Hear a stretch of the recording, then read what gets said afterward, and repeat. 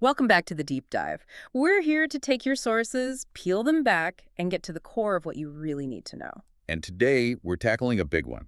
It's a legal rule that legalization was supposed to make obsolete, the cannabis smell rule. That's right. We're digging into the often contradictory legal status of cannabis odor as probable cause for a vehicle search, across the entire U.S. And if you're like a lot of people, you probably assumed that once a state went legal, an officer couldn't just search your car based on smell alone. Yeah, that whole thing was a relic of the past. Well, you're about to see how surprisingly complex the reality is.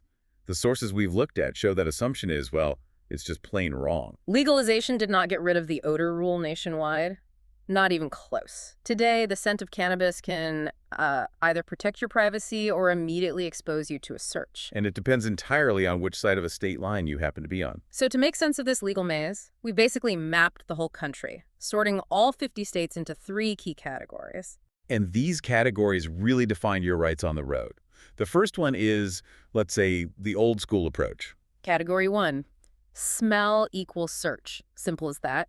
The odor alone is enough for probable cause to search your vehicle. Category 2 is the complete opposite. Smell does not equal search. Here, odor by itself is not enough. Officers need more. More like signs of impairment or maybe seeing you using it. Exactly. They need additional factors. And then there's category 3, which is the tricky one. Oh, it's the trickiest. We're calling it mixed. These are the states where the rule is limited, or it's split between different courts, or there are these strange legal carve-outs that create just a ton of confusion. Understanding these differences is so critical because your Fourth Amendment rights they can radically change the second you cross a border. Okay, so let's unpack this. Let's start with category 1, the strongholds, where the smell rule is still very much alive and well. Right, where it's still considered textbook probable cause.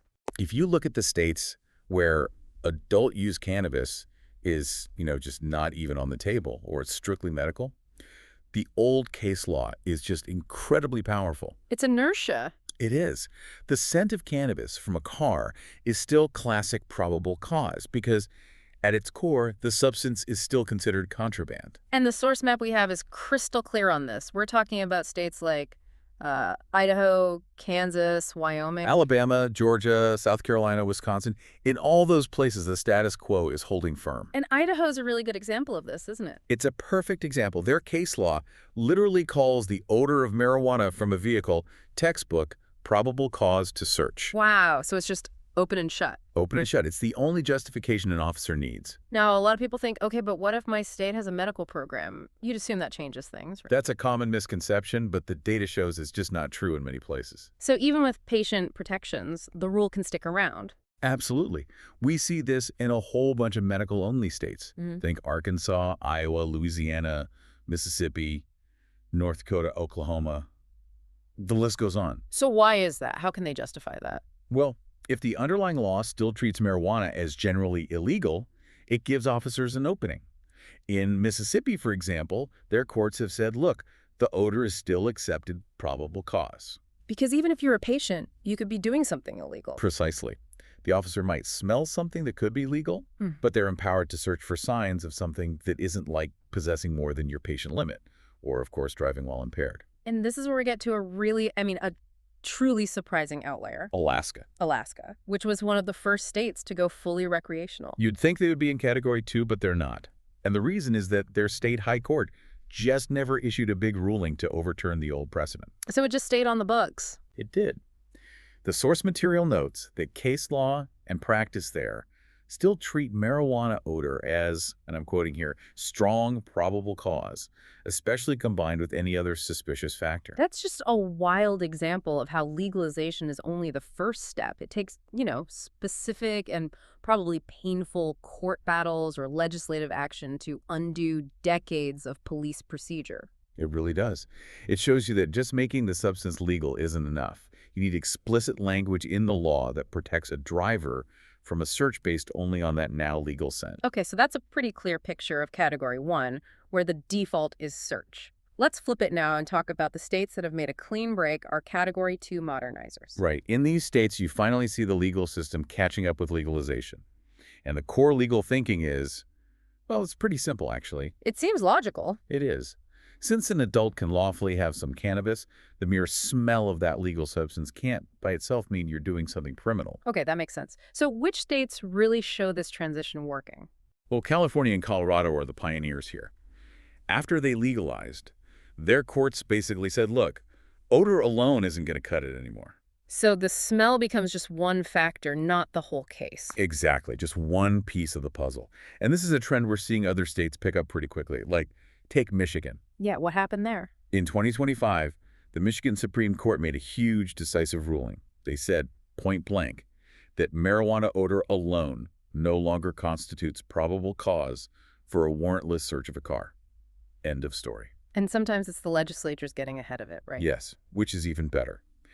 In New York, with their big Marijuana Regulation and Taxation Act, and also New Jersey, they have really strong laws and state guidance that explicitly bar using cannabis odor alone as the reason to start a search. The change seems really strong in the mid-Atlantic states, too. Oh, very strong. Virginia's law is unequivocal. It says marijuana odor alone does not give probable cause to search a person, a car, anything. And Maryland's is even tougher. I'd say so. Maryland's law actually prohibits an officer from even stopping a person or a vehicle based only on the smell of cannabis or, seeing them with a personal use amount. So they took the officer's nose out of the equation almost entirely. As the sole justification, yes. So if odor isn't the magic bullet for a search anymore, what's the new standard? I mean, how does this change a traffic stop in a state like New Mexico? It completely changes it. It puts the burden back on the officer to, articulate something more. New Mexico is a good model here. After they legalized, officers were trained to look for additional signs. Like what? Like, are they seeing an open container? Does the driver seem impaired? Are there signs of trafficking, like, bulk packaging or lots of cash? The odor might make them curious, but it can't be the reason they search the car. That shift it's a huge deal for civil liberties in those states. But now we have to dive into the gray areas, category 3. Right, this is where all that clarity just evaporates. And nuance and confusion states. The mixed category is, for me, the most fascinating because you can see the legal system in real time, just wrestling with this transition. And you end up with these internal legal splits or these really bizarre statutory rules. Let's start with Florida. It's a medical-only state, but it's a perfect example of this internal battle. Florida has always been a smell equals search state, but our sources show the appellate courts there are now completely split. What do you mean split?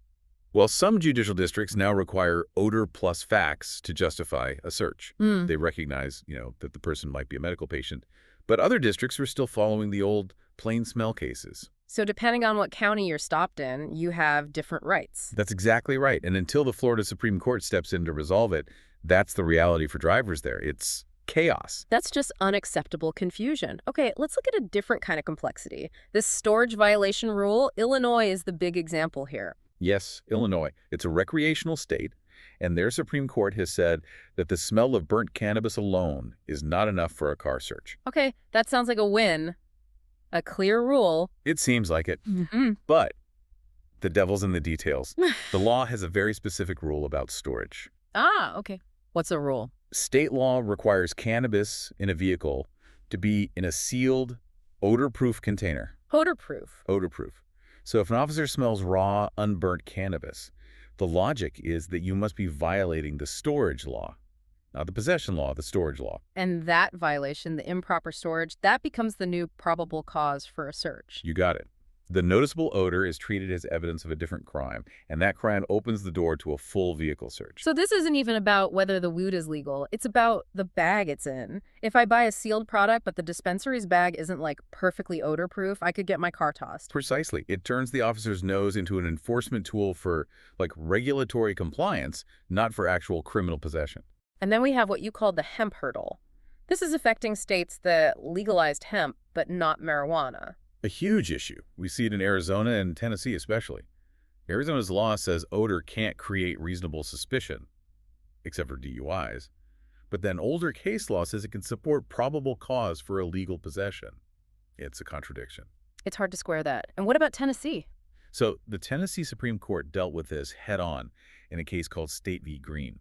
They ruled that a drug dog alert, even from a dog that can't tell the difference between legal hemp and illegal marijuana, can still be used to contribute to probable cause. Wow. So the alert isn't automatic probable cause anymore, but it's not irrelevant either. Exactly. It still carries weight, even if the smell could be coming from something totally legal. What's so fascinating here is you can really see these states trying to find a balance. They're trying to respect legalization, or at least the hemp laws, but also let police search for trafficking or DUIs. And the results are this messy, complicated, and deeply tense situation in American law.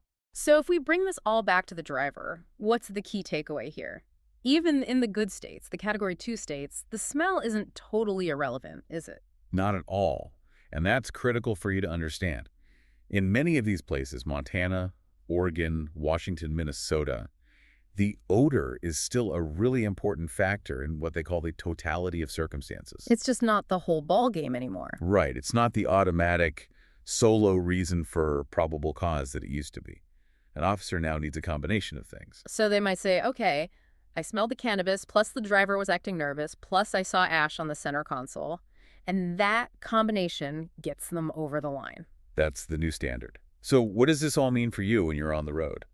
It means that just driving across a state line can fundamentally change your constitutional rights. I mean, just imagine you're driving from Nebraska Where smell is definitely probable cause. into Colorado, where it is not. You could have the exact same legally purchased amount of cannabis in your car, but your protection against a search just evaporates the second you cross back into Nebraska. It creates this just dizzying reality for drivers. Yeah. The legal status of cannabis in that specific state is illegal, medical, or recreational. That's what's driving all this. And it creates a patchwork where a traffic stop can go two completely different ways depending entirely on your GPS coordinates. And we have to repeat the warning from the source material. None of this is legal advice. Always talk to a qualified attorney for your specific situation. This is just an informational analysis. Right. And before we wrap, there's one last thought I want to leave you with, and it builds on that weirdness we saw in Illinois. The storage rule. Storage rule. The sources show that in a lot of medical-only states like Pennsylvania or Utah, the smell rule stays strong because the drug is still mostly legal. That makes a certain kind of sense. But Illinois is different. It's fully legal there, and yet the focus shifts completely to just containing the smell. So it raises this really important question. Why is the simple requirement of an odor-proof container in a recreational state like Illinois enough to keep the search rule alive? Yeah. Especially when its neighbors, like Missouri or Ohio, went legal and their courts just abolished the smell rule entirely. What does that signal? What does it signal about how the law views lawful possession? It suggests the fight isn't just about the right to possess something anymore. It might be about controlling the visibility and the odor of that possession, even for legal users. And that line, that boundary between regulation and rights, that's where the next legal battles are going to be fought.